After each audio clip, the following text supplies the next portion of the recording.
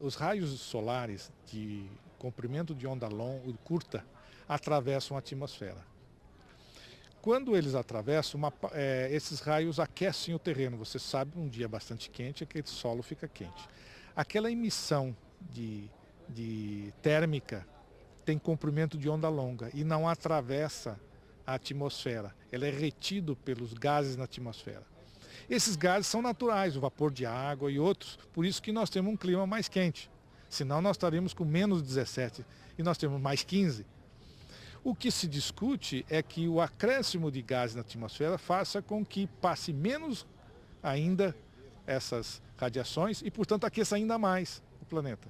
O aquecimento é um processo que nós não podemos parar, mas pelo menos podemos reduzir a taxa de aquecimento. Aí é possível se adaptar e resistir, mas cenários catastróficos, se nada é feito, realmente vamos sair perdendo no longo prazo, não? E isso, uma mudança de clima poderia ser um fator que agrava a crise. Se existem problemas políticos, econômicos, sociais, mais um problema seria realmente o início de uma guerra ou alguma coisa, não? Mas realmente algo tem que ser feito, não? E já corresponde aos governos fazer. Em primeiro lugar, é preciso ouvir a comunidade científica. Nós precisamos falar com os políticos, precisamos sensibilizá-los, mudar as leis, encorajar as pessoas. E aí, eu acho que os meios de comunicação têm uma parte muito importante, uma responsabilidade muito grande nessa conscientização. Acho que o grande problema é que muitas pessoas pensam que elas, como indivíduos, não vão fazer nenhuma diferença. Mas se 6 bilhões de indivíduos fizerem cada um a sua partezinha, nós podemos mudar. Os governos têm começado a agir um pouco tarde. Acharam que a evidência já existe, só que eles decidiram olhar para o outro lado.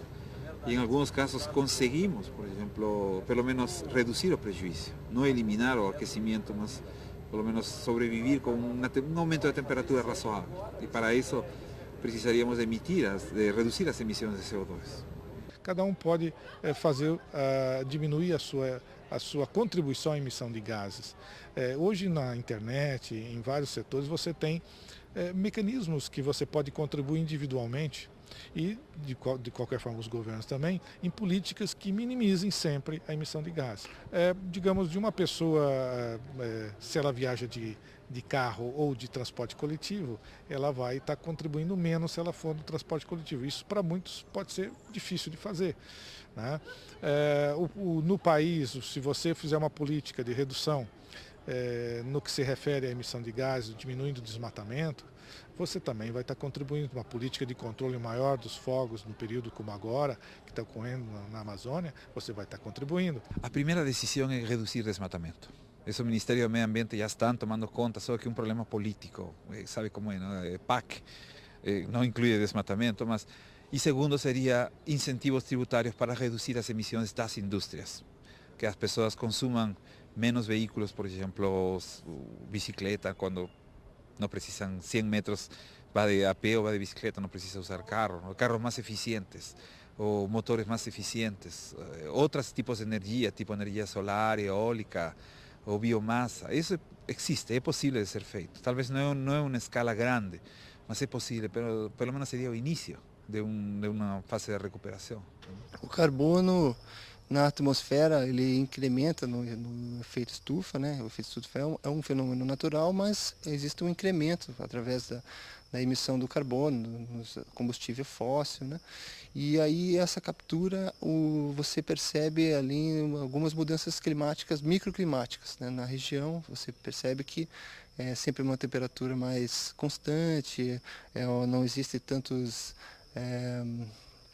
modificações de clima muito rápido, então mas são pequenas mudanças ainda, não são algo muito significativo de uma área muito extensa, né? Essa região, ela tem uma fonte de propágulos muito grande, né, para você fazer restauração. Se você pega áreas que são mais empobrecidas, o ecossistema não tem muito a fornecer em termos de biodiversidade, né? Essa região não ocorre isso, é uma região que ela tem uma quantidade muito grande de espécies e uma diversidade grande genética dentro de cada espécie. Espécies ameaçadas de extinção, a gente já teve registros da onça-pintada, a gente tem indícios que está aparecendo o cachorro-vinagre, que é uma espécie que já não tem registros aqui há muitos anos.